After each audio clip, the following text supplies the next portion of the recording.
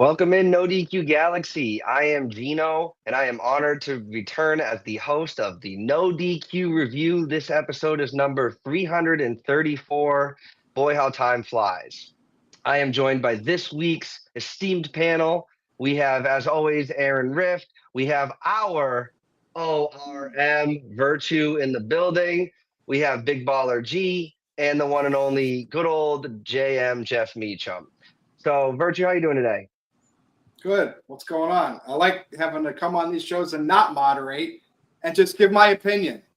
So it's good. Here's the shirt. It's up on NoDQ.com/merch, and there's 3 different colors.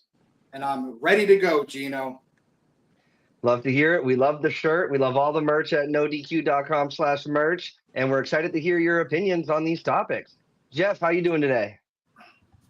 I am doing great. I've got my whiskey bomb ready to go. It's been a week, Gino. I've been on the review in a while, and there's reasons for that. That's why the whiskey bomb is sitting here. So let's get it going, man. Awesome. Good to have you back. Big Baller G is joining us. How you doing, Baller? I'm doing pretty good. Can't complain. Got some good topics. So like I always say, let's get this ball rolling, baby. Let's get this ball rolling. Indeed. Aaron, how are you doing today, man? I'm doing well. It's too bad that Colin couldn't make it, but Colin had a little issue.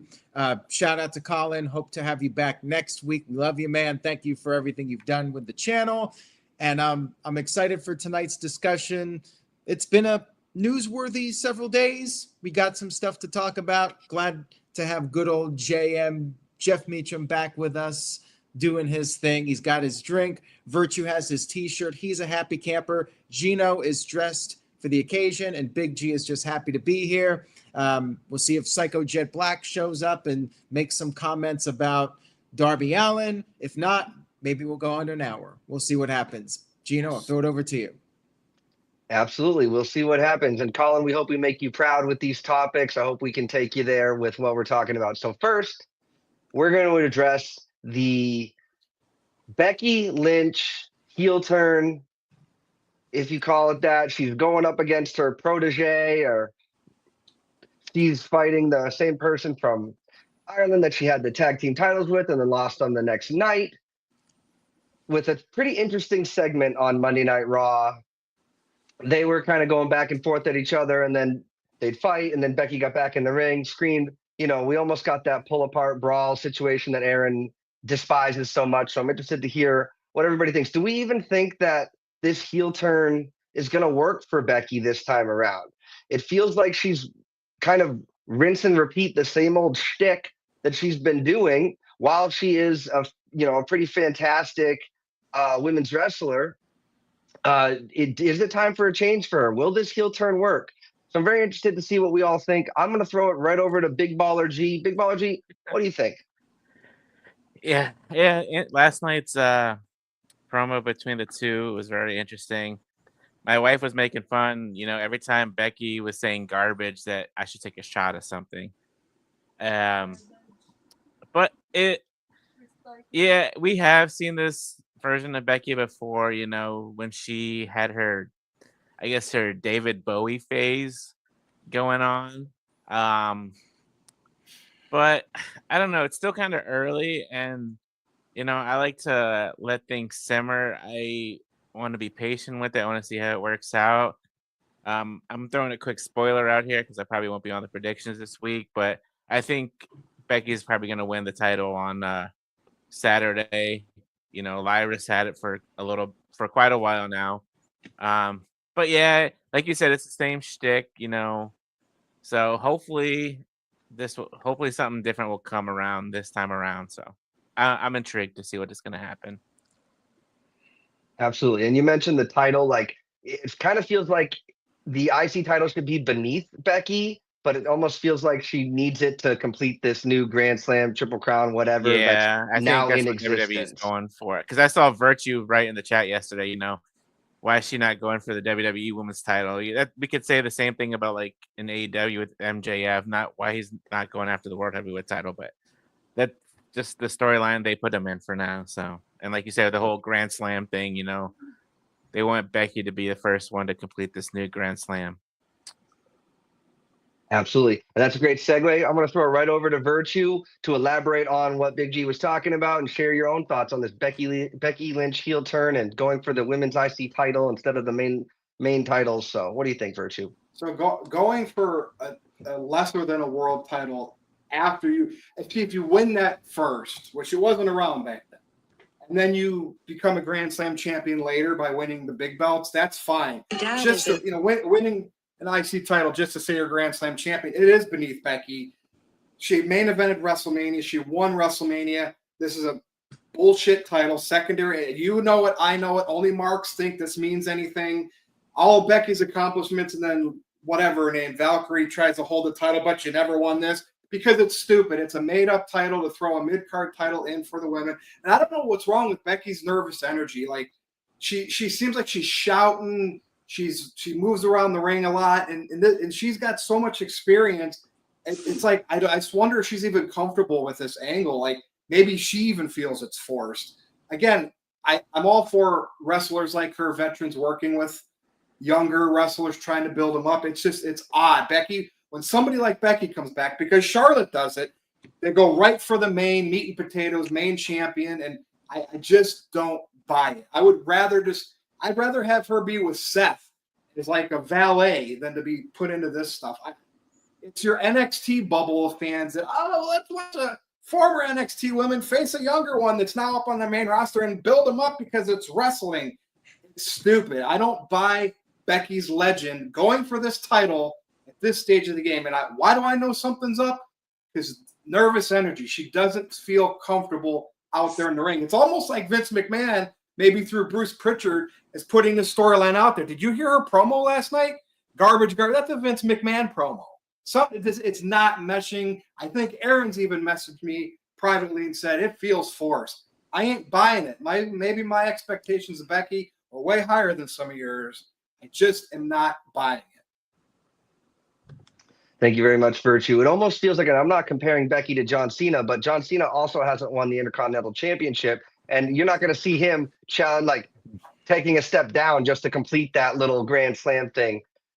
So it does feel very a little awkward at least. So Jeff Meacham, thanks for being back. Let's hear what you have to say regarding Becky Lynch, her heel turn, and vying for a mid-card title. So I don't really mind vying for the championship. I'm one of those belt marks. I love people going for championships, for the achievements, accomplishments, whatever you want to call them. I do agree with Virtue though that she seems nervous out there. Like, Big G mentions that, you guys both mentioned the same old shtick. It's really not though. It's not big time Bex. It's not the David Bowie, presentation. It seems like she's trying to still maintain the man persona, but like she's coming off bitter critter for whatever reason. I did notice, she's talking about, people are talking about the Grand Slam achievement. Bailey mentioned in an interview with, I think it was Van Vliet, Chris Van Vliet, about, God, now she's got to get the women's Grand Slam because it's a new thing. And she was originally the original Grand Slam winner. So now she has that complete. Maybe that's tying into the fact that Becky attacked Bailey because Becky admitted to that. It's one of those, the reason for it seems forced as far as going for a lesser than championship, but maybe they're trying to get back around to Bailey versus Becky in a more high profile feud, and Lyra's just kind of stuck in the middle of this for now because she's the one with the championship. Absolutely. And obviously they're trying to play up on the connection between the two of them. Maybe that's why it feels a little awkward because I don't really believe they don't like each other. Right. Yeah. It just feels storyline and forced. Yeah, I do. Yeah, it definitely feels like there's not the full usual energy that we've seen Becky Lynch put out. I also agree with Virtue that I think the Heyman gang, I know we're going to talk about them later, the New Dangerous Alliance or whatever you want to call them, I do think they need a woman in the Medusa role. Like, I really think they need somebody with that energy. Becky fits because she's already married to Seth, but maybe that's the reason why they shouldn't do it too. It's kind of a mixed reaction or a mixed conversation, I guess. Sure. Now, Big G, did you have something you wanted to add? Yeah, I was gonna say, so during this whole Raw recap they did this morning, I did watch a little bit. Becky did cut kind of a promo on Bailey talking about paying like the $100 to talk to her best friend, you know. So I think they're trying to push that more, like Jeff said, you know, push more towards Becky and Bailey, and Lyra is just in the middle. Yeah, you're right. Absolutely. Absolutely. So, Aaron, share your thoughts, and I believe we've got some super chats already coming in. Yep, we got a couple super chats, which I'll get to in just a second. I agree with everything that Virtue said and what Jeff said. Something just feels off about this storyline. And as Big G just pointed out, I feel like this current storyline is just a stepping stone for Becky versus Bailey. Becky's character feels to me like the 2018 Becky Lynch heel turn. And I feel like fans are just going to cheer her at the end of the day. The best way to turn her heel and make fans boo her would be to get the crowd really disliking her. And I think you need to do something different. Her acting like 2018 Becky Lynch, that's just going to get her cheered. And then she can do the whole deal where she's wearing the outlandish clothes, but that didn't really work over too well, in my opinion. I really wanted to see her join up with Seth Rollins, Paul Heyman, and Bron Breakker. Let her and Rollins be like Edge and Lita. Let them be the power couple of WWE. Just come out there and have fun with it. And I think that would be a nice change of pace. And Yes. that would work out. You know, put them together. What they're doing right now, going for the IC title, yeah, I'm not really feeling it. And I hope they can turn it around. I did like what Becky said on the Raw recap. And maybe because she's not out there live and they're doing this show and she's not in the arena, maybe she feels a little bit more comfortable. I don't know, but I felt like she felt a bit more authentic on the Raw recap, and maybe the stuff on Raw, I don't know how scripted it is, but to me it came off very scripted, like everybody was reciting their lines, and just doesn't feel like a natural feud between them. Like it just seems like something that's manufactured, and not the biggest fan of it up to this point. Gino? Yeah, and I will say, especially coming off that Paul Heyman promo, like you definitely don't want to sound like you're memorizing a script, because Paul Heyman, everything he said was true, and he definitely didn't seem like he had to remember the script. He just remembered the truth of what had been happening throughout the last time. But super chats. Yeah, and I wanted to add, like, when you had a Paul Heyman promo on that show and he just killed it, and Pat McAfee, I thought, did a great job with his promo. Like, they were way up here and Becky was down here. I mean, it wasn't terrible, but they were just next level compared to her. And, it kind of exposed her storyline as somewhat mediocre. And, you have the whole deal with Lyra Valkyria, and I feel like the crowd might end up turning against her at this point, Jeff. I think you're being kind there, and I think it was a terrible segment, actually, as far as Becky's side. It wasn't executed near the level it should have been, considering who's involved. And like you said, you've got Paul out there to kick off the show, dude. You can't follow Paul Heyman on a promo, especially spazzed out, losing his mind, Paul. Like it's not going to work to really follow that guy. It's just not going to work. Yeah, I mean, you watch Paul Heyman and then watch Pat McAfee, and then you go to Becky Lynch, and it's just night and day. Like, it was rough. Yeah, she's not even close to on their level, at least on that particular night. Right. All right, let's get to the super chats here. Psycho Jet Black is in the house, so may go on for a while. Virtue. First of all, Psycho Jet Black says Becky Lynch should lean into the whole Becky Hogan meme and tell the other women, it doesn't work for me, sister. Jeff would totally buy a Becky Mania t-shirt. Is this true, Jeff? Would you buy a Becky Mania shirt? You would be surprised how little I go into the Hulk Hogan side of my closet these days. It's becoming harder and harder with each passing day to pull out Jeff, send it all over to me then. I'll proudly wear it. Okay, sounds good. Send all the Hogan stuff. Yeah, if Hogan pisses people off, brace it. I think the reason Hogan pisses people off is it's just not my brand right now. It is what it is. Yeah, Jeff, I'm not seeing you burning all of your Hulk Hogan merchandise. What's up with that? It's just, I'm not burning it. It's just one of those. He's not understanding that every time he appears on camera, his PR just gets worse and worse every time. Every time. So let me ask Jeff, because my dad is older, right? And he actually has memory issues, and Hogan's 70. If your dad said something, a name wrong or whatever, would you condemn him? Especially if you knew he had memory issues or he was older, like older people. I don't think it's the memory issues that How do you know? I'm sorry. Ric Flair, I mean, all these guys, think about it. A lot of these older wrestlers that were such in the spotlight back in the day, have trouble letting it go, are getting older, and we're seeing it, not just Flair, Hogan, right? It seems like it's a thing. Guys that took bumps in the ring.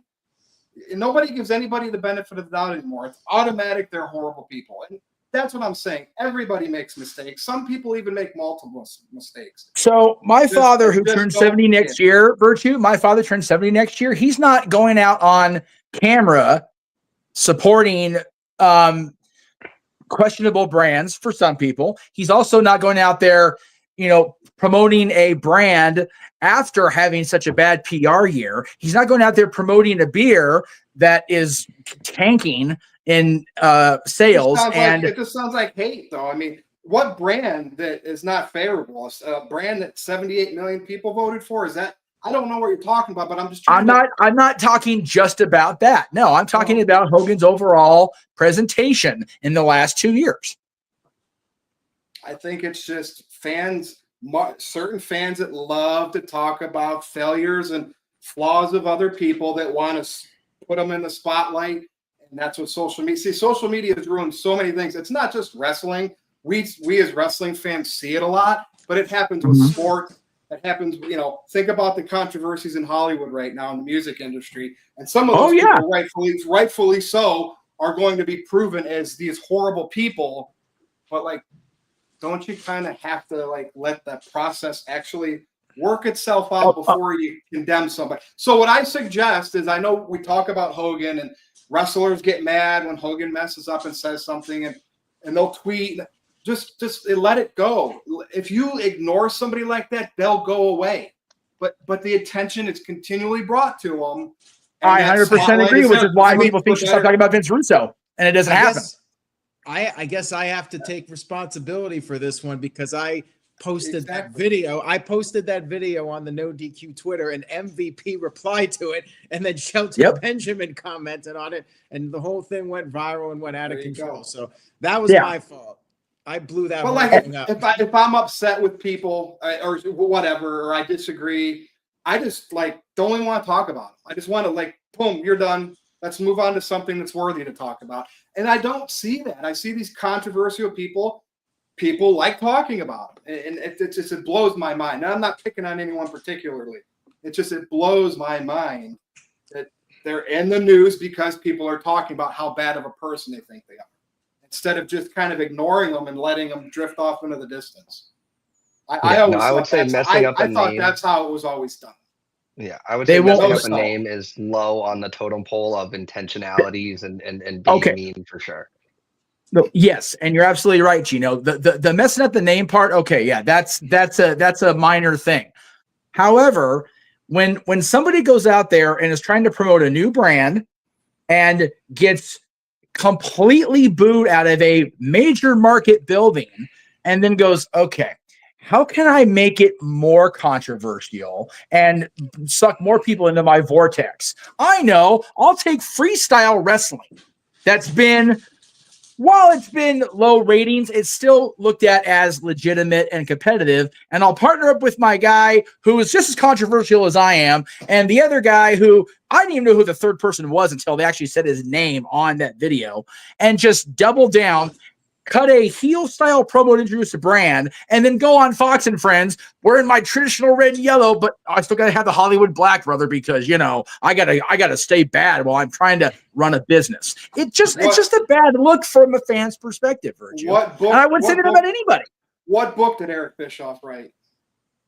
Controversy creates cash, and he's proving his point. You're absolutely right, because we're talking about it. The problem is 20 years ago, but now in snowflake culture, and that's what we're in. I'm not calling anybody a snowflake. We know where that led to before. I'm just saying in our era today, in the sensitivity culture, social media, a lot of people's feelings are hurt. Now things make it worse. But like I said, Just don't talk about it. Don't even, if you want to rage about how wrong you think they are, just don't do it. Then no attention's brought to them, and then we focus on people we want to talk about, like Roman Reigns. Okay, so you asked me originally when you asked me the first question, if my dad did the same thing, would I condemn him? My dad's not going out there 69, 70 years old, whoring himself out for different products after continual. You know what? If you're going to ask me a question, let me freaking answer it, damn it. What if he did? Shut up. By the way, you were a big Hogan supporter. You were always a big Hogan supporter, and then he comes out endorsing the president of the United States, and you hate him all of a sudden. Okay, I don't just hate. You defended his mistakes, but now politically. What mistake of his did I defend? Please elaborate on that point for me. There's videos of the review before in the past when he made his mistakes and said, he apologized. You kind of were always giving him the benefit of the doubt and said, all right, people make mistakes. Whatever. And now it's like you're condemning this guy because I'm just saying the timing of it's just suspicious to me. In your opinion, Virtue, exactly. You asked me a question. If my dad did the same thing, would I condemn him? And I'm trying to answer that question. The answer is I wouldn't have to condemn my dad because he's not going out there and doing that kind of stupid stuff over and over again in public. He comes home from his job. He sits here and watches his sports or his Westerns or whatever, and that's how he conducts himself. He conducts himself in a private manner. If Terry Bollea wants to continue to go out there and act like that, I, as a fan, am not a fan of his brand anymore. And I think I'm allowed to change fandoms. I think that's okay. That's absolutely allowed. You clearly did it after somebody supported somebody voting for, I mean, that's. In your opinion, Virtue, I did that. 78 million people is more than 76 million people. But we're the crazy ones. On that note, let's get to the next super chat. Thank you for the. I am the original moderator. I am the master. He's wearing white. Virtue's wearing white. With he me. likes to wear white whether I'm moderator or Virtue not, does. I'm here, and I've been here for 10 plus years. Virtue's I've never had to go away. Of white clothing. That's right. You've been here 10 plus years. You never had a fight with Aaron. You never went away. You never turned your back on him. You're the badass, Virtue. Okay. Very good. What's that? I think we all have said our piece now. I think it's time to get to the next super chat. Thank you for the clippable moments. That's what everybody is here for. I know the chat is eating it up. Exactly. Share your thoughts in the comments below. Who do you side with, Jeff Meacham or our original review moderator? Who sides with me? I don't really care. I just want to see Jeff try out a Hulk Hogan Real American Beer on the NoDQ review. If they would sell it in California, I'd do it. Do they have them in Ohio? Virtue, did they have them in Ohio? I haven't looked. I'm not a big beer drinker, but I will go look for them. Well, you should do it out of support for Hulk Hogan because that's right. You're such a Hulkamaniac now. Go support his shit. You're a good Christian man. Go out, buy some Hulk Hogan Real American. Yes, exactly. We can forgive. We can forgive. You're forgiven. Forgiveness is the crux of the religion, actually. Real patriot, flag waving American. Go get a Hulk Hogan Real American Beer and bring it on the NoDQ review so we can get your thoughts on it. All right. Let's get to the super. Yeah, promote it. Like, give us a fair critique of the Hulk Hogan Real American Beer. You need to, because clearly I can't. I have bias. Live. First sip live on the review. There you go. Mm-hmm. All right. So Psycho Jet Black has some super chats here. Really, we got to get moving here. Psycho Jet Black said, did you know that Hulk Hogan almost became the drummer for Metallica? And also, did you know that he once was humped on camera by the Giant and the Yeti? Did you know that, Virtue, that Hulk Hogan was almost the drummer for Metallica? Oh, yeah. I'm sure he would have been a hell of a one, too. Jeff, I thought it was guitar. I thought it was a guitar player. Was it a drummer? He was a guitar player, yeah.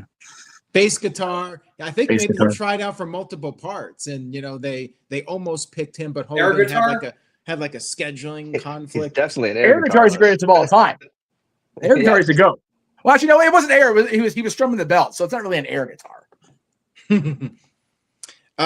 Ty Art sent in a €2 super chat. Thank you for that. Says John Cena versus R-Truth, career versus title. Your thoughts? Yes. Why not? Absolutely. I'm here for it. I mean, that means R-Truth would have to retire, right? Well, okay, R-Truth would have to retire, but then Ron Killings can come in and wrestle. There you go. Or K Quick, I think was his original. I'm surprised they haven't done anything with them on TV during this run with Cena yet, or did I miss One something? tiny interaction. That was it backstage. He's like, "You're my hero, man." He should have beat him down. Like Aaron said, he should have beat him and dragged his blood around the floor like a mop. Anyway, Yep. next super chat. All Yes. right, let's keep it moving here. This guy Experience said, never was a fan of Hulk Hogan before 2015. His wrestling, thumbs down. Well, funny you guys mention Hulk Hogan and, is his wrestling good? We've been talking about Hogan as a person. Everybody has their opinions on that. Oh boy. But there's a topic that I am going to present to everybody on the NoDQ panel. So this is going to be my quick cheap plug right here in the middle of the NoDQ. Oh, the round table. Yeah. We got a new series coming to NoDQ sometime, hopefully by the end of the month. NoDQ round table, and the first episode is going to be about Hulk Hogan. We are going to talk about Hogan. Is he the most overrated professional wrestler of all time? We're going to have the NoDQ panelists come on and give their thoughts on Hulk Hogan. Nobody knows what anybody else is saying but me, but I'll post the video. Everybody's going to hear it, and we'll see what the NoDQ panel thinks about Hulk Hogan. We're going to get down to it coming up later this month. All right. Mr. Sunset Rider sent in a $2 super chat. Thank you for that. Says 4 letters, 1 words, yeet. All right. Thank you for that. Little support for Jey Uso, who had quite the match with Seth Rollins on Monday Night Raw. Maybe we'll talk about that at some point tonight. I love that. Love that for Jey. Psycho Jet Black sent in a $2 super chat. Thank you. Says, did you know that I put myself through a table? Did you guys know that? I don't remember. Kind of. Yes. I did. It was kind of a table, but you did it. Technically, Yeah, you did it. before you left Portland, Oregon. Yep, I remember that. Yeah, and there was What also was it? somebody that was getting in my business back then. Was it you that put yourself through a chair, through the office chair, or was that your buddy in school? That was my friend from back in the day. He hurt himself pretty bad. Now, Anyway, speaking right. of garbage, Psycho Jet Black sent in a $5 super chat. Thank you, Psycho. Says, the real garbage would be if Alberto Del Rio comes back to the main roster and be in a world title match. We should thank me for that. No, I don't think so, Aaron. It's the Mexico stuff with AAA. If WWE keeps him on board with their ownership of them, that's what it's for. I highly doubt he's going to be back up on the U.S. market. But if he shows up on Raw or SmackDown, I will very reluctantly summon that certain somebody whose name I will not mention unless it's super chatted. So let's leave it at that. Was that the deal you made with that person? Is that if Alberto came back, that he would return? If Alberto appears on Raw or SmackDown, it cannot be Worlds Collide. It has to be Raw or SmackDown. And it can't be footage. It has to be him in the flesh. Yes, it has to be him in the arena in front of the fans. I think I think you're safe too. Yeah, I think you're safe too. But if it happens, he'll be on the NoDQ review. He who shall not be named. What? Big G. No. Oh, okay. Ty Arts sent in a €2 super chat. Thank you for that, Ty Arts. Royal Rumble should be a 2-night event. Your thoughts? I say yes, but because they're doing SummerSlam now, I feel like they're really starting to push it a bit with too many events. I would prefer Royal Rumble over SummerSlam because I would like to see the Royal Rumble match on 2 separate nights. One for the men, one for the women. SummerSlam does not need to be 2 nights. Yeah, I think SummerSlam is only one of the big 5 that doesn't have a gimmick that lends itself to separate nights. Right. Like even Money in the Bank would be good for 2 nights, or War Games. Yeah. Survivor Series, you could have 1 War Games match for the men, 1 for the women. Have them on separate nights so they have a little bit of time to breathe, and each night is dedicated to 1 match. I would prefer Well, they that. dropped the War Games gimmick for this Survivor Series. Not necessarily. I mean, last year they didn't announce War Games until like a couple months before the show. I think the first logo last year was not a War Games logo like this year. It wasn't, Aaron, but keep in mind they're doing it at Petco Park in San Diego, which is a baseball stadium. So trying to lower that cage from a rigging is going to be a pain in the ass. Well, we'll see what they do. Yeah, if they're at a baseball stadium, that's going to be difficult because that's outside. Yeah, the logistics would be tough. Yes. I'd be fine if they didn't make it War Games and just did I'd be too. Games match like whenever the storyline called for it. Now it's just Yeah. like, okay, it's November, we have to do a War Games match. So I actually prefer that. It's exactly what happened with Hell in a Cell, with Elimination Chamber now. It's like we have to be geared toward, like, no, it should dictate. Chamber's different because, like, okay, you have people going through that extreme sacrifice in order to earn a championship opportunity. Like that one I get being in WrestleMania season. That's fine. But the other gimmick pay-per-views that have done away with, or PLEs, what the hell ever, I think they should just be, it should dictate. Like having Edge and Balor at WrestleMania Hell in a Cell was great.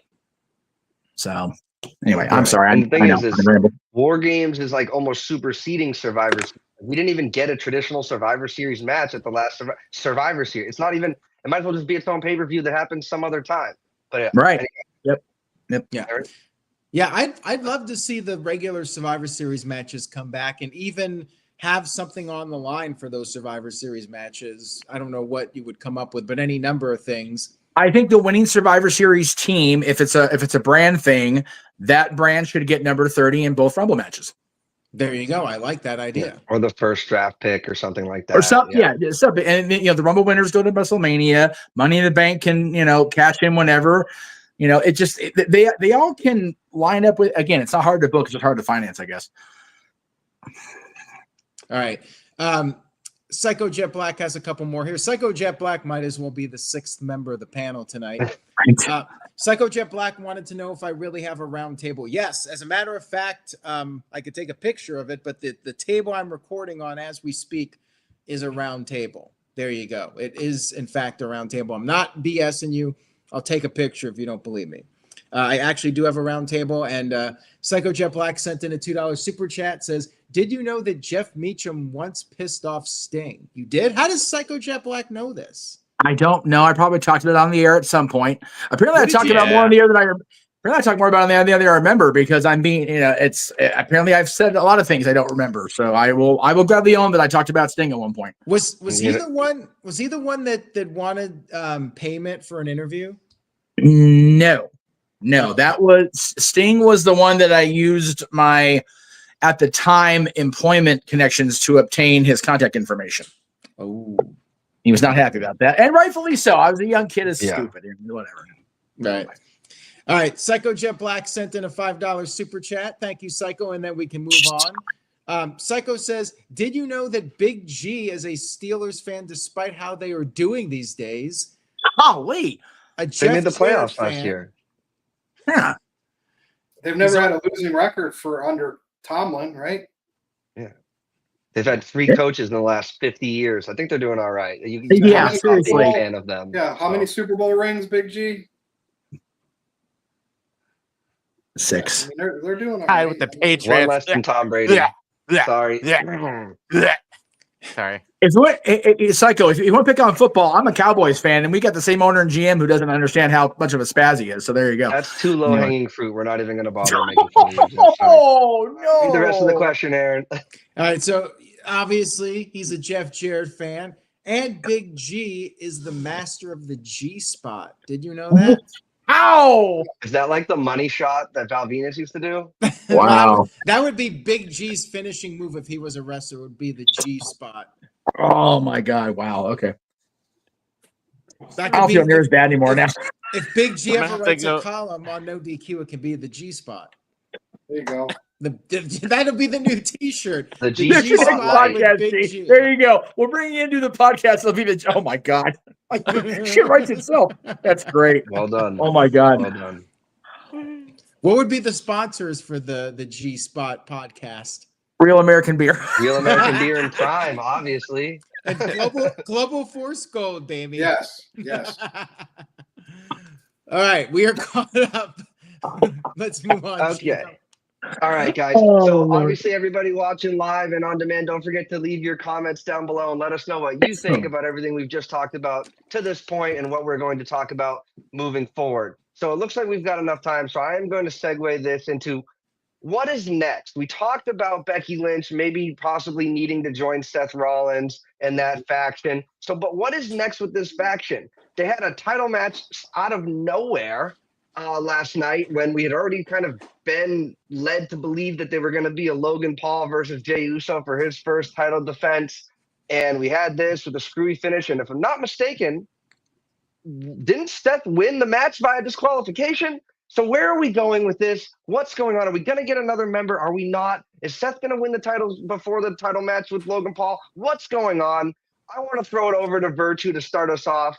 Virtue, what's going on with this? Where do they go next?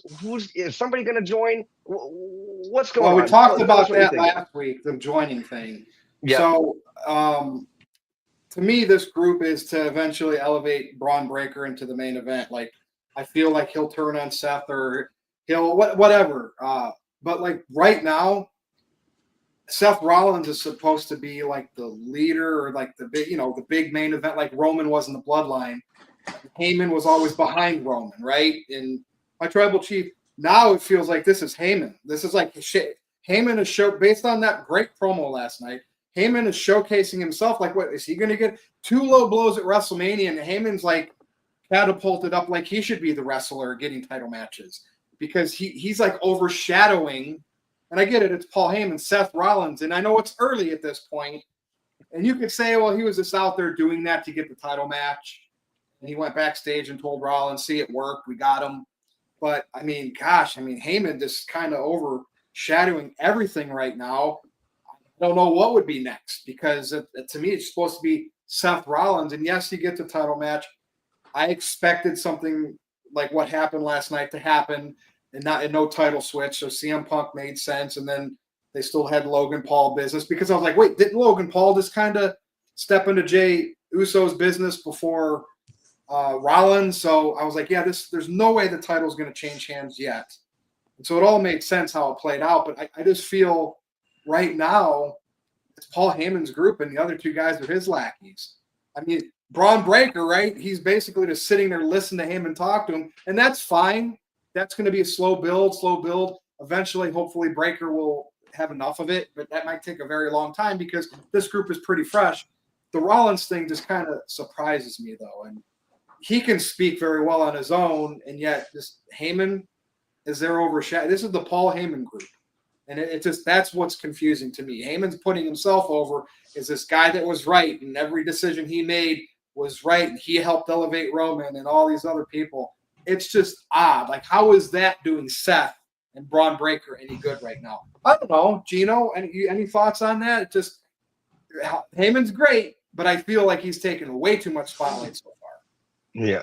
Because he was behind Roman all the time. It's a different dynamic. Now he's like front and center. The spokesperson of this group, which, it's Paul Heyman. It's just odd to me because Rollins doesn't look like a guy that would be behind somebody else. Maybe it's being done for a reason, but I don't know. That's just what I think. You're right. It is odd. It does feel like almost Bron is taking a back seat when he was on the forefront. Everybody was, behind him from the fans' perspective. He was Intercontinental Champion. He had that backstage thing with Gunther, making it seem like he was going to be his next challenger. And now he's just relegated to spearing people in half, which is entertaining as all heck. But it does feel like he's taking a back seat. And Seth as well. Neither of them have a match at Backlash when they've got multiple segments on a Monday Night Raw and they're clearly being set up to like do something. And I will say this. I was really excited when I heard that there was going to be a World Heavyweight Championship match on Raw last night. That really got me going. I was like, I do need to stay up and watch this. I cannot watch it on replay. So with that being said, let's throw it over to Jeff Meacham now. What do you think about what I've said, Virtue said? Where do we think we're going with this group? What's going on? Is it just Heyman overshadowing these guys because he's so good on the mic? I think that's part of it. I think the other part of it that I really didn't think about until we got into the conversation of this, and I was thinking about the topics for today. I really wonder how much Kevin Owens going down has dictated the shift in the flow of the river, the current of the river, for lack of a better term. Sammy, like every time I see Sami Zayn come out, I think he's going to turn heel just because it just seems like they're trying to have something for him to do. I'm like, okay, when's he gonna pull the trigger and attack Jay or attack whoever. They did do some Logan Paul business last night off air on social media. Logan reached over the rail and knocked Jay for a loop with that one right hand, or one lucky punch, whatever the hell he calls it. So they are continuing that thread, but it feels like to me that the removal of Kevin Owens from the overall picture, it feels like to me they're still trying to shift the chess pieces on the board, because I feel like Kevin versus Randy was going to go somewhere. I think maybe Sammy would have joined up with Kevin, and then maybe we would have seen that, continue on down the line. But it's the good part about WWE television is we still don't know. And I think as a fan, I enjoy not being able to predict what's going to happen. I did like they had a match last night. I thought that all the people are saying, oh God, Jey Uso can't wrestle. It's like, he had a hell of a match, Seth Rollins, last night. So I call bullshit on that. I thought they had a great match. I like that we're still getting Rollins and Punk, because it really didn't feel like that fully finished up. Because of the way the Heyman turn went down. I think there's still meat on that bone. I definitely think there's still meat on Rollins and Reigns in this particular version of the story. So, yes, for all intents and purposes, the Bloodline storyline may be over, but I don't think the Heyman Reigns situation is done by a long shot. And I love that, because those two guys work so well together. It's going to be fun watching them on opposite sides. Gino. Yes. And Go ahead. maybe the Heyman promo was also done strategically to set the table for when Punk comes out and finally talks again. Now he's got and they know it's friends in real life. They know they can, hey, we're going to one up each other here. And they're not going to tell each other how they're going to do it. They're just going to do it live for us to enjoy. Now Punk has to come out and outdo that promo. And so if we get that dynamic, then it'll be worth it for what Heyman did last night and taking that spotlight, because then it's almost like he's going to give it right back to Punk. So from that aspect, I will give it time, like Big G says. Yeah. Now, speaking of Big Baller G, we'll throw it right down over to you, my man. What are your thoughts on this? Yeah. So Jeff did mention the whole Logan Paul thing. Like after Raw went off air, they did the Raw exclusive Logan Paul coming out in the black hoodie and knocking out Jey Uso. So they are continuing with that. Bravo to Paul Heyman once again, man. Like you said, Aaron said it earlier. I think he overshadowed everybody who cut a promo that night. He deserves a damn Emmy. I think you said it too, Gina. Like, if the Emmys did a category for WWE, I think Paul Heyman would be up there. But yeah, so if you guys noticed, Seth was wearing his Messiah jacket last night, when he was playing the Messiah character. So that was that little Easter egg, and the crowd really didn't cheer with him or do the whole song with him last night either. So I think they're starting to gear away from that. It was cool to see Heyman, try to do the sing along to get the crowd to do it. But I think that's a smart idea by Heyman. If Heyman does it, the crowd's going to boo it. So that pushes the fans away not to sing his theme song anymore. So especially after 2 years of Paul going, I hate that song at ringside. So, that's definitely helpful. Right. He said that not even a couple of months. He said that a couple months ago, sorry, I got anyways. Where did my train of thought go? Yeah, so we did talk a little bit last week, if they're gonna add a new member. I would say not right now at this moment. Let the three of them work it, see how they go together, and if it doesn't work out well, add a fourth member like they did with Sami Zayn to throw some new blood into this faction. Other than that, I think Seth getting the world title shot last night was just kind of just to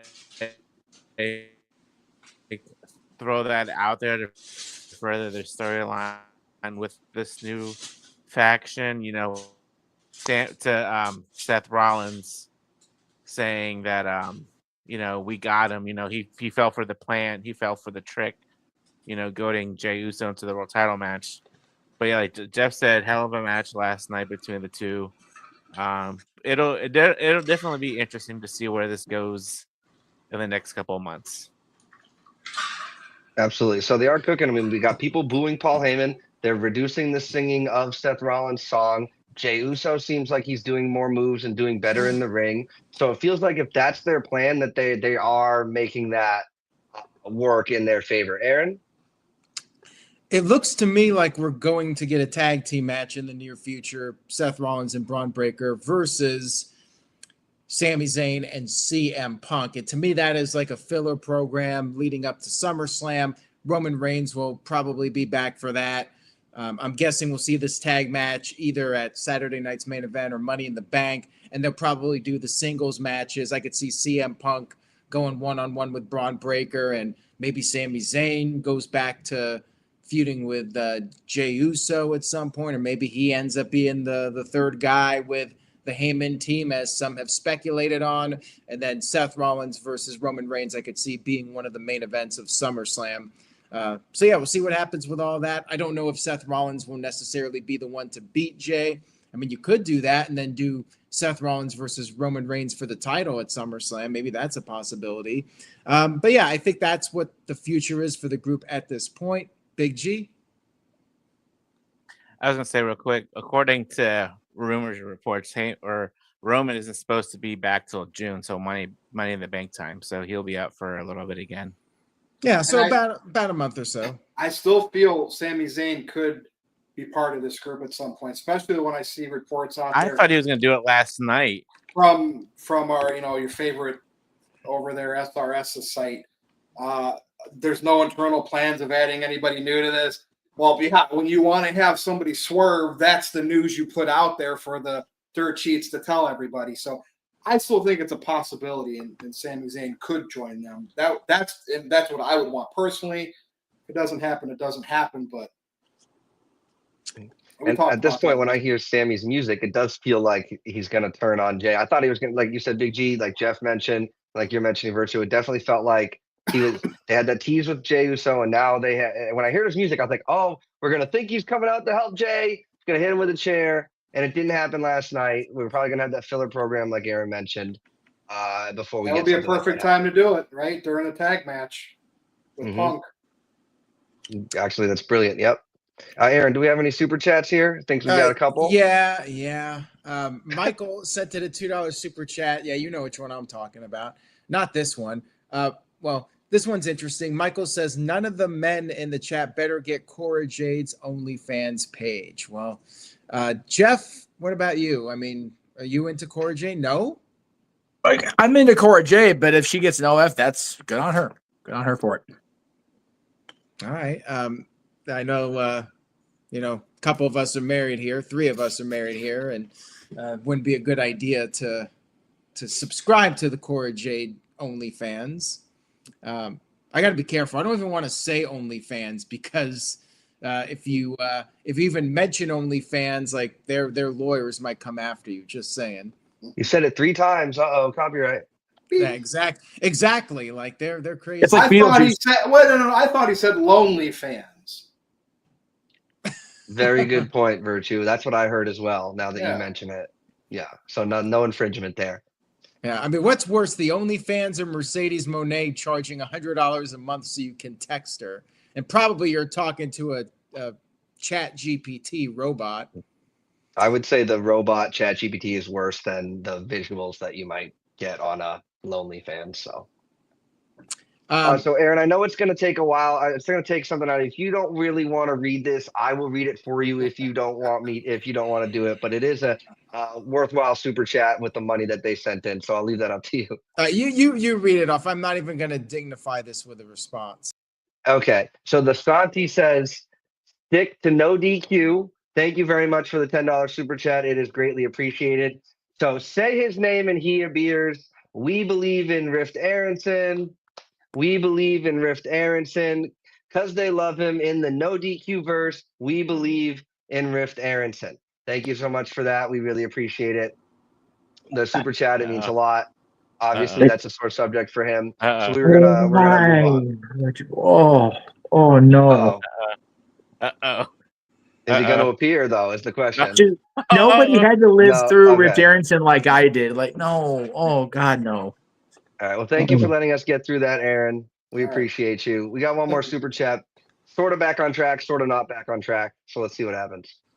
All right. Ty Arts sent in a €2 super chat, says Ryback equals the third man with Seth Rollins and Braun Breaker. Your thoughts? Is this the burner account for Psycho Jet Black? Just wondering. Yes. Why not? All right. Next. Yeah, it just wouldn't make sense. They already have their big guy, so it's just we can't add another big guy. Yeah.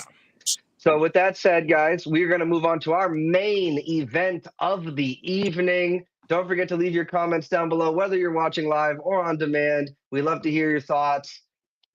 So it must be a pretty slow week for the product, or these releases were a really big deal for us to make this the main event topic of the evening. Okay, let's get right into it. We had a bunch of releases from WWE this week. I think it was totaling 16 people, 8 men, 8 women throughout the main roster and NXT. And it seemed to catch some people by surprise. It set the IWC into an uproar, as these things often do. But WWE is just doing their spring cleaning. For me, I'm kind of indifferent on a lot of this. Obviously, you never like to see somebody lose their job, but that's part of the business. I'm actually, shout out to Colin. We hope you feel better, man. I'm actually kind of grateful that I don't have to weigh in on this topic and I get to just ask the question because like I said, I'm indifferent. You have people like Braun Strowman, Shayna Baszler, Dakota Kai, and Cora Jade, most of which were in their late 30s, early 40s. So I'm going to throw it over to you, Big Baller G, and the chat as well. Let us know what you think. So I want to see, who are you most shocked by or most disappointed with when it comes to these WWE releases? Go ahead, Big G. Yeah, so for me, the obvious one for me that was big was Shayna Baszler. I talked a lot about this with JJ. He did a special Friday night thing after the releases. This has happened before, time and time again in WWE. It's their now known, if you want to call it, Black Friday. It sucks that they lost their jobs, but it happens, and they'll get back on their feet. They'll land at a different company, or they'll, like Cora Jade just did. She created an OnlyFans. You go to Mandy Rose, she has one or whatever, one of those fan sites, and she's been making bank. She hasn't even been back to wrestling. So, but with the main roster, they have a 90-day no compete clause, but NXT has 30 days. So you could see some of the NXT girls like Cora Jade, Gigi Dolan going to TNA and stuff like that. Now going back to Shayna, she was this badass on NXT Black and Gold back in the day. Didn't really talk. She just went in and kicked ass. Bring her up to the main roster. Had her look tough against Becky Lynch. Had bit Becky Lynch's neck and was bleeding. Had her dominating the women's elimination chamber by eliminating every single woman in there, to losing to Becky Lynch at Mania. Now, if Becky Lynch was supposedly already pregnant by that time, or she knew she was pregnant, she should have dropped the title to Shayna and should have gone on this awesome run as champion. But no, they delegated her to a tag team champion, because out of touch Vince didn't see, anything in her. She didn't really have a great reaction with the fans. But I think Shayna, once her 90 days are up, so during the past couple of WrestleMania, she did GCW Bloodsport. And I feel like she's going to show up in GCW and do a couple of those pay-per-views with GCW, show up and just kick ass, take names, don't talk, don't do anything. And then eventually she'll show up in TNA or AEW. Now, if she goes to AEW, I'll gladly watch AEW again, just for Shayna. Screw everybody else. What about American Freestyle Wrestling? He doesn't even know what that is. Is that what it's called? It's or freestyle wrestling, whatever. I might. If she does, I might check it out. I don't know, but wait a minute, Big G. If yes. Shayna Baszler formed a faction with Jeff Jarrett, how would you feel about that? And Britt Baker. Well, I think we're gonna get a Shayna versus Britt match before we'll have her join up with that old fart Jeff Jarrett, who can go straight to hell. He could be the referee for that special guest referee. No, I'd rather not see Jeff Jarrett on my television screen anymore. You'd rather watch a Hulk Hogan promo on infinite loop. You know what I would rather have? I would rather have Jeff Jarrett stick his head up Hogan's ass. Did he like snub you at a meet and greet or something? I just really don't know. I've never been a fan of Jeff saying Jarrett. He's your favorite wrestler that makes you not like him. I think that's what it is. It's He's trying to get because- that Jeff Jarrett I monkey think off his back. It's just I don't know. Anyways, but It's the back to picture. anybody else getting released, you know, like I said before, you know, Strowman, I mean, you know, I thought he was more of a Vince guy, so you know, Russo? he'll land back on his feet, but like I said, everybody will land on their feet, either wrestling or doing something, you know, video game wise too. So All right. So Big G feels that the now 44-year-old Shayna Baszler still has a career in wrestling to move forward, which is fair, right? So I want to throw it over to Jeff Meacham. Jeff Meacham, who are you most surprised or disappointed with these releases this weekend? For me, it was Dakota Kai. And I know there's people go back and forth on how they feel about Dakota because she's been injury prone, but I felt like she should have been the first women's Intercontinental champion. First of all, I know they went with Lyra, and I don't mind Lyra, but I would have preferred Dakota. The other releases, I'm honestly a bit surprised at some of the NXT ladies, especially the ones that were still working on the regular, on television on the regular. Hell, Gigi Dolan and Jakara Jackson were on the TNA pay-per-view I attended here in LA as part of the cross promotion. They were in that, I think it was a 4-team women's match for the Knockouts tag titles. So they were involved in very recent television. So it kind of surprised me. But Braun Strowman doesn't surprise me only because, it seems to keep happening. I was kind of surprised on a little bit. I forget the name of the young lady, so I apologize.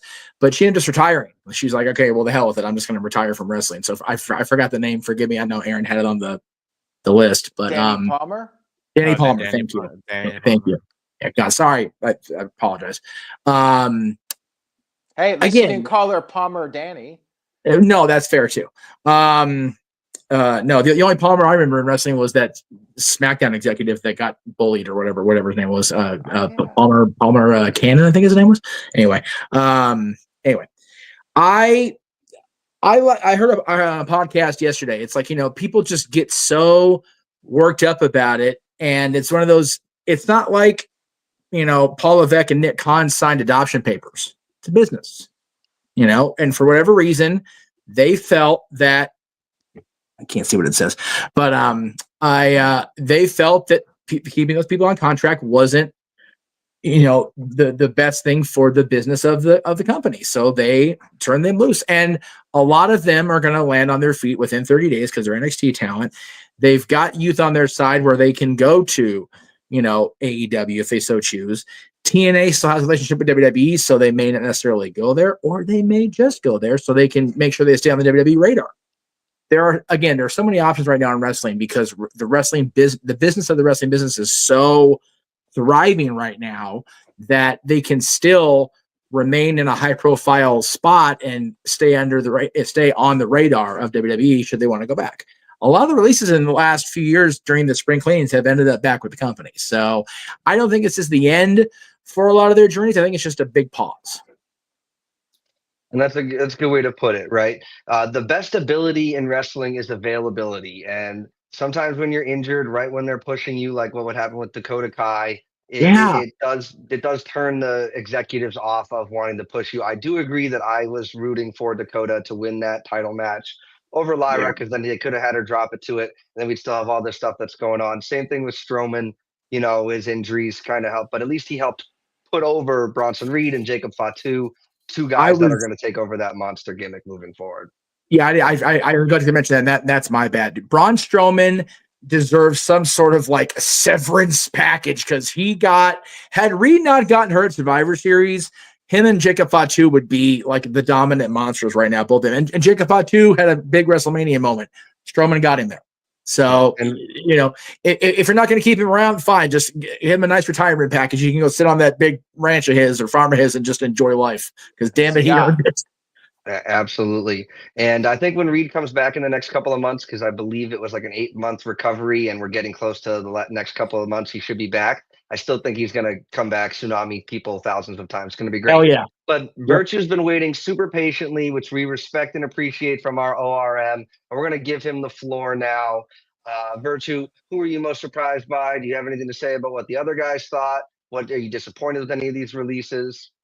So none of them are anybody I've had stock in, so being like big stars, big main events. They've been around a while. So some Virtuenomics where WrestleMania always falls to these spring cleanings, always falls in Q2, quarter two. And when you have the books and you're a publicly traded company, they're going to show massive profits and gains from WrestleMania. And they're also going to be able to exclamation point it by showing cutbacks and taking some of these salaries and showing, hey, we no longer have to pay these talents. I know it sucks. Strowman's the big key here because I'm sure he was the highest paid of all the people. And it looks great on paper for stockholders.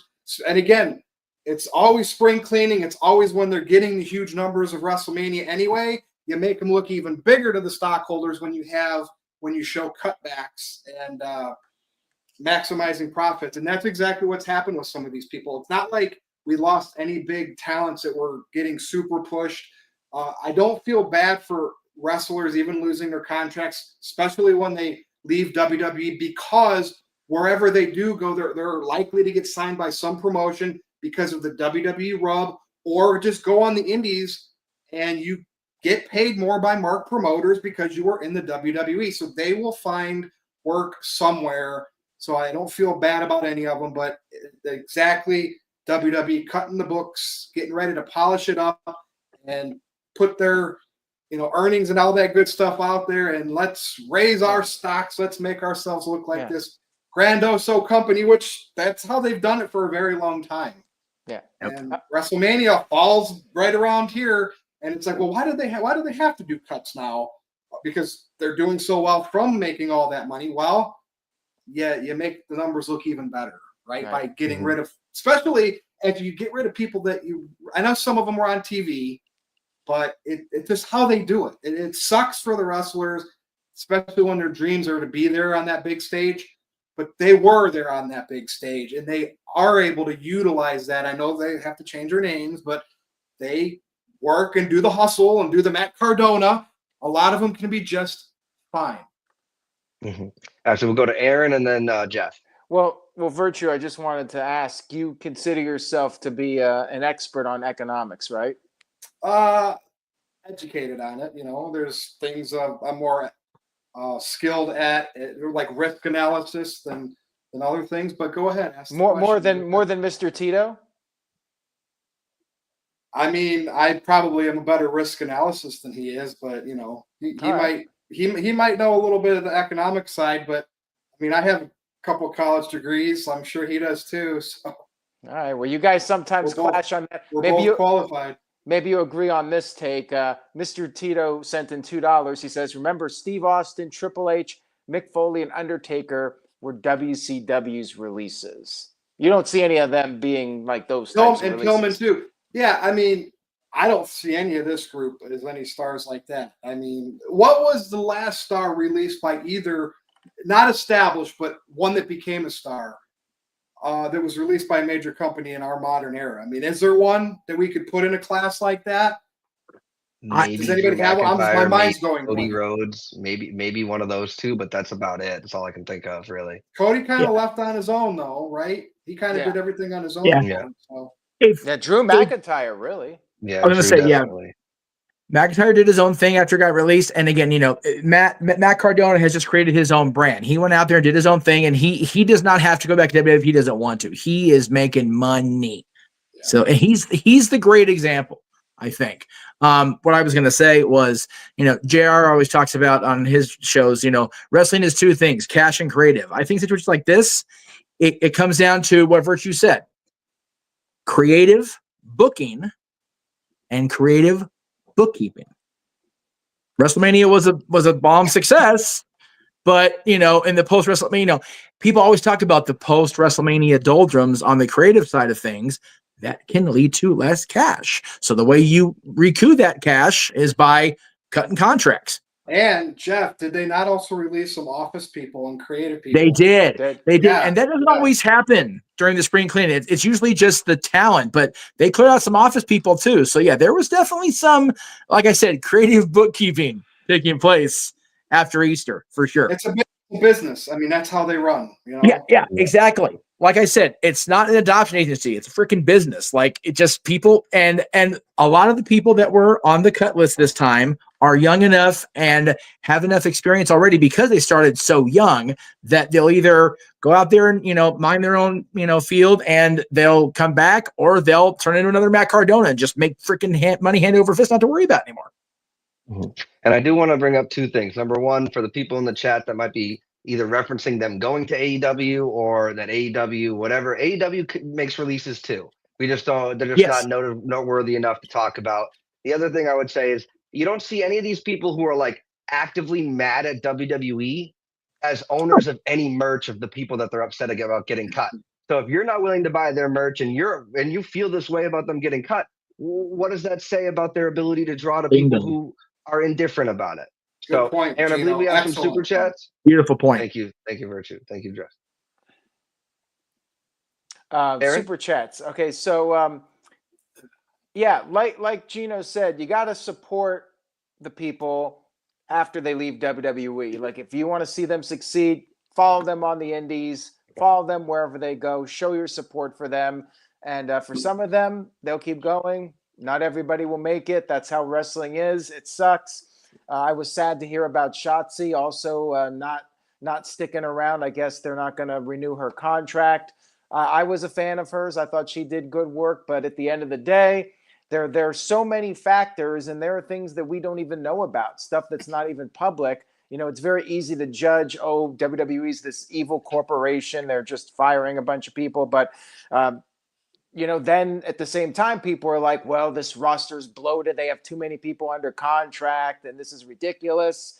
So it's really a no-win situation for WWE. They either have too many people, or then when they start cutting people, they're an evil corporation and they only care about money, blah, blah, blah.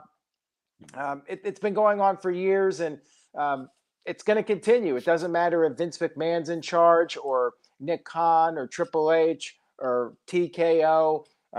They're running a business, and when it's time to shuffle up the roster and change things up, that's what they're going to do, and they will continue to do that. And my best wishes to everybody out there, and do what Drew McIntyre did. We talked about it. Go out there, grind, bust your ass, and Matt Cardona said it. He said it well. Go out there and prove them wrong. Have fun. Go out there and do your thing.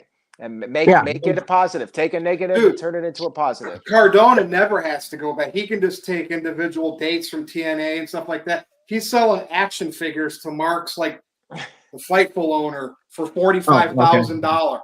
I'm on three wrestling action figures to Jimmy Van, Sean Ross Sapp's boss, for $45,000. What? That's wild. One of them was like a naked Miss Elizabeth rare. Just insane. Like, he's a hustler. So Cardona, keep doing what you're doing. And he should do classes for these independent wrestlers of how, without having to resort to OnlyFans type money, to show, hey, this is how you make the hustle. Because there are so many promotions out there, Virtue, that have the special guest, seminar type stuff. Matt could just tour the country and make a fortune on this shit. My God, he's so good at the indie hustle. It's maybe one of the best. Yeah, I mean, he was hustling while he was still in the WWE. So it just, again, he's been able to show and not have to go away for a few, people are talking about Maven in the chat. Matt didn't have to go away for X amount of years and then come back into it. He has been consistently in the public eye from the minute Zack Ryder got over on television. And he's killing it. And the fact that he and Chelsea are still, just totally leaning into it.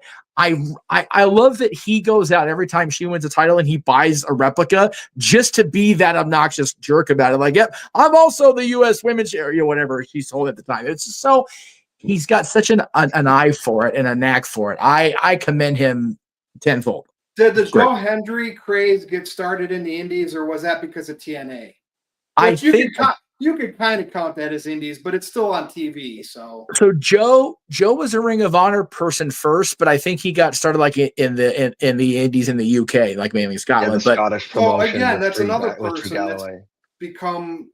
Yeah, see, it can happen. These wrestlers just need to make it. Yeah.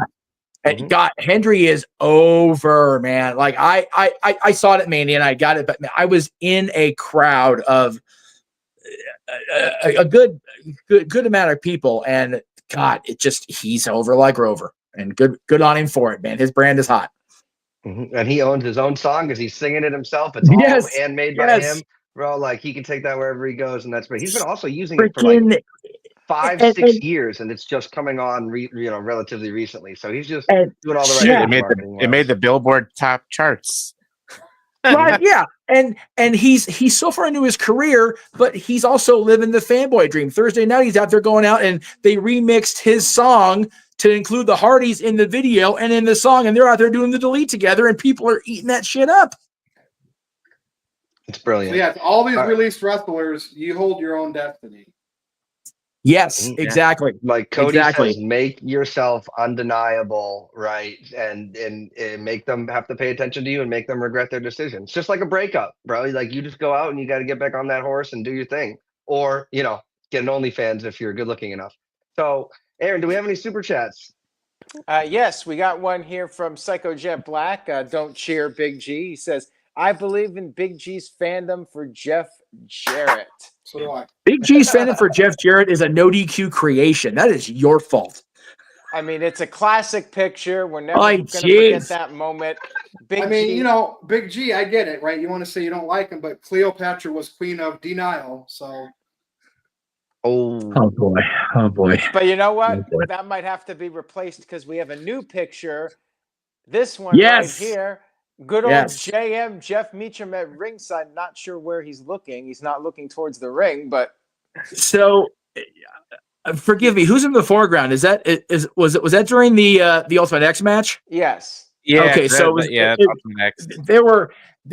I think where I'm looking is at the ringside, the timekeeper table, because there was just so much shit going on during that match alone, let alone the rest of the night. I could have been looking at any number of things. There was a lot of chaos going on in that show.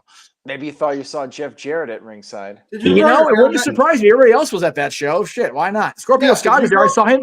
I saw Scorpio Sky more in 5 minutes than I did on TV in the last year. So there you go. Did you grow your hair back on the sides?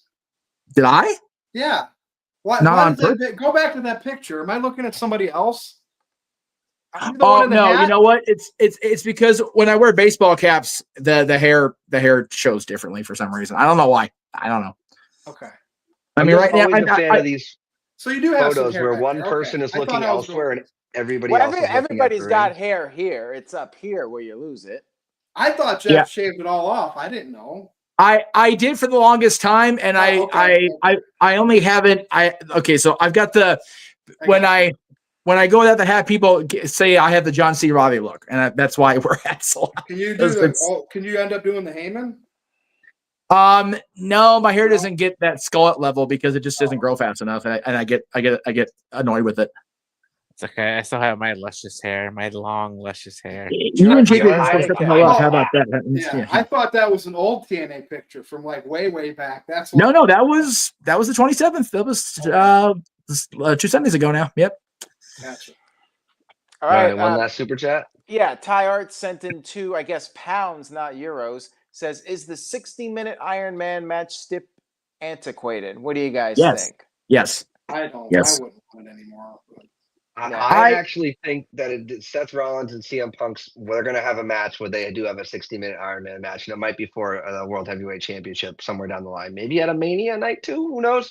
It's way too early to predict that, but I think that you really got to save it for a real special occasion because there aren't a lot of people who can go 60 straight minutes on a one-on-one match. So I think advertising the stipulation is antiquated, but if you have guys go into it and end up being a 60-minute match and they don't know it's going to happen, I think that's really fun.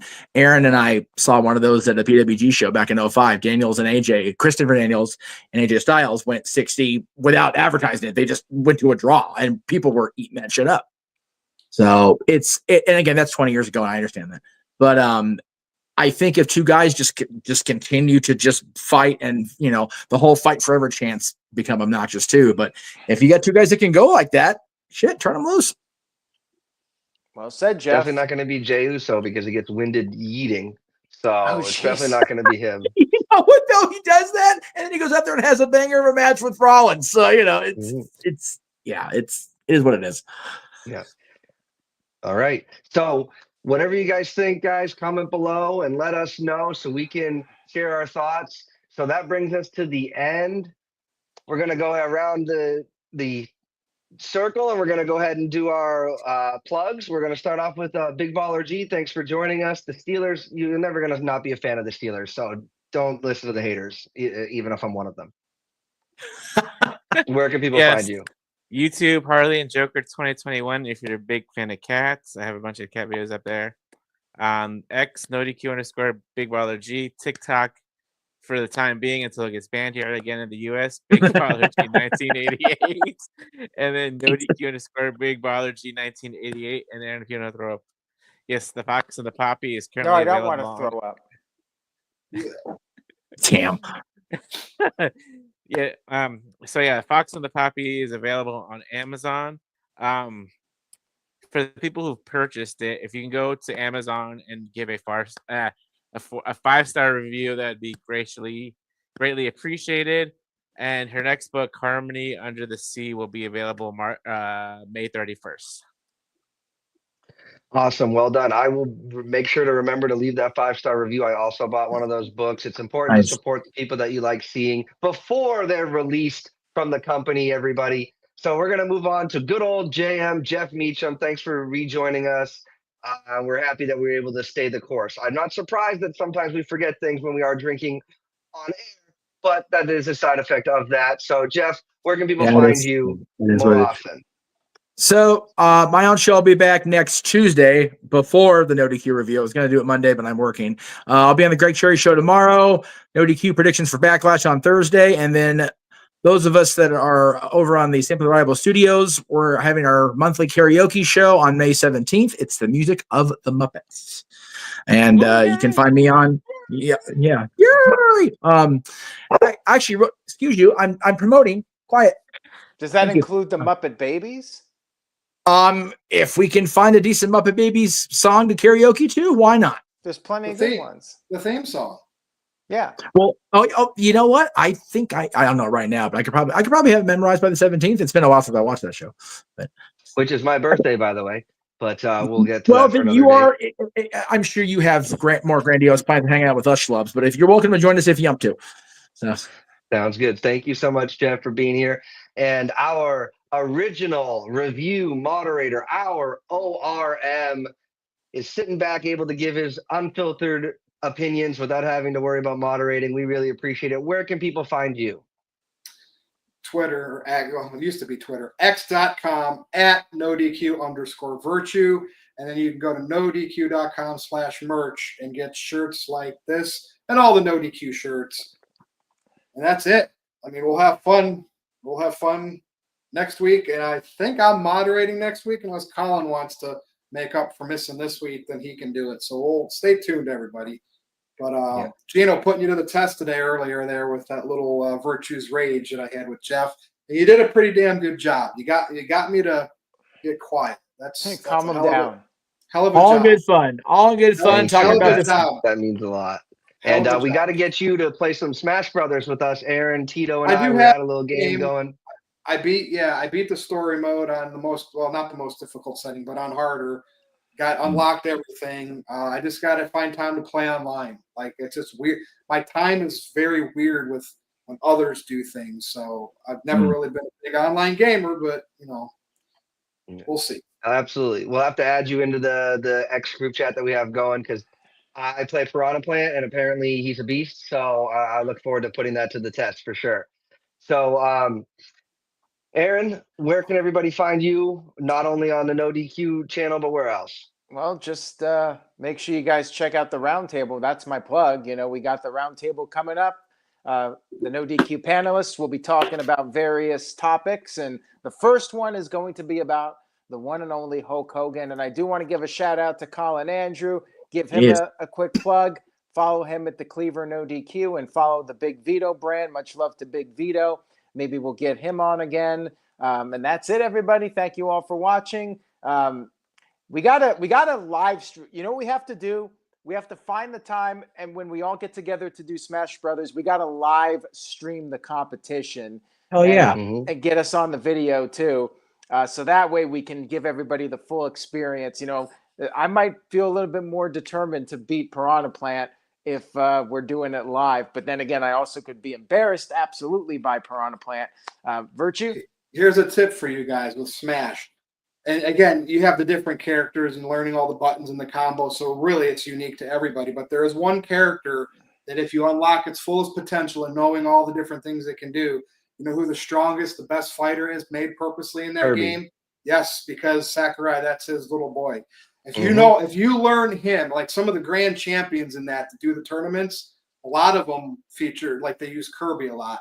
I never knew that. I was blown away when I found that out. Yeah, because they can use everybody else's moves on top of the down B.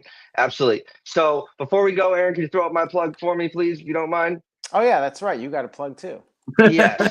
And we'll be getting a new plug moving forward. But guys, if you want to catch me talking wrestling tomorrow night, live streaming video games, I'm reviewing all the newest movies. I go on Thursday nights as soon as they come out. You can catch my out of the theater reviews. Thunderbolts review is up. No spoilers, of course, because we aren't scumbags like that. And as always, dude, Aaron, Virtue, Big G, Jeff Meacham, everybody at NoDQ and the NoDQ Galaxy, we really appreciate you spending your evening with us and having this environment to talk wrestling, and for leaving your comments and giving us things to talk about on top of our topics. We really appreciate it. From all of us here, as always, we'll catch you on the next one. Bye-bye. Stay classy, San Diego. Jeff. Damn. Wow.